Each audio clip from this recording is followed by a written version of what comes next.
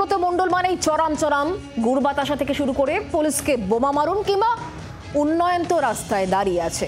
আর এবার ভাইরাল হয়েছে একটি অডিও, যেখানে অনুব্রত মণ্ডলের সঙ্গে কথা বলছেন বোলপুর থানার আইসি। অশ্রাব্য ভাষায় গালিগালাজ করছেন তিনি, আর সেটি সমাজ মাধ্যমে ঘুরে বেড়াচ্ছে, আর সেটা শেয়ার করে বিজেপি আক্রমণ শানিয়ে যাচ্ছে ক্রমশ।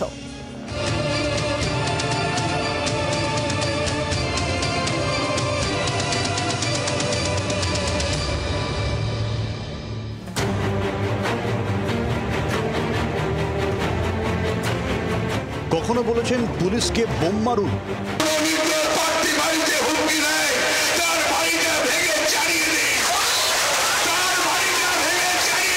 আর যদি কোনো প্রশাসন ভাবে নির্দলকে সমর্থন করব সেই প্রশাসনের পুলিশে করে বোম মারুন। কখনো হাতের ঘড়ি দেখিয়ে পুলিশকে হুঁশিয়ারি। ফের বিতর্কে অনুব্রত মণ্ডল, কেষ্ট কাজল দ্বন্দ্বে জড়ালো উর্দিধারী। বোলপুর থানার আইসিকে গালিগালাজের অডিও ভাইরাল। শোনা যাচ্ছে ফোনে আইসি লিটন হালদারকে অকথ্য ভাষায় গালিগালাজ করা হচ্ছে।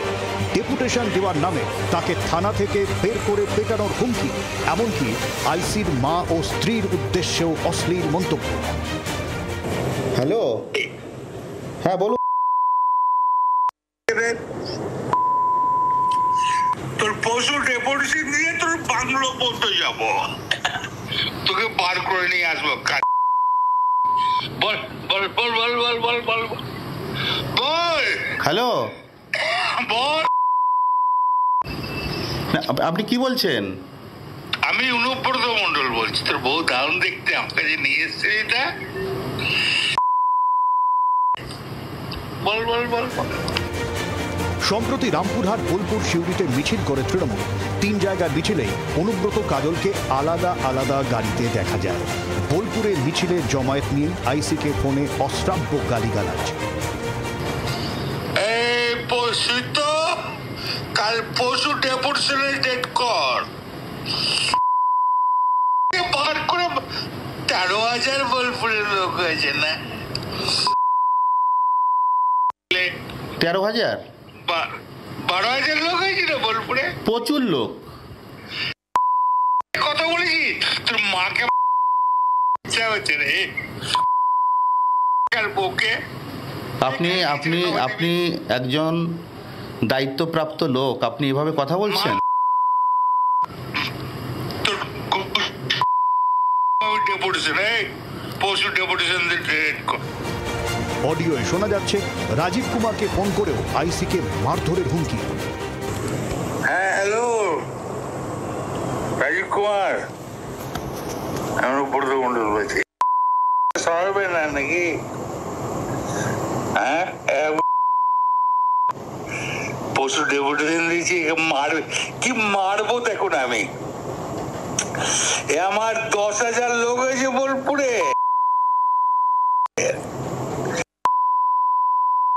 10,000 12,000 লোক হয়েছে। ভাইরাল অডিওতে কাজল শেখের সঙ্গে অনুব্রতের দ্বন্দ্বের কথাও উঠে এসেছে। এই কাজলের গু খায়, তাই না? আমরা কারোর লোক নই। বোলপুরের আইসির বিরুদ্ধে পাল্টা ক্ষোভ উগরে দিয়েছেন বীরভূমের তৃণমূল নেতা অনুব্রত মণ্ডল।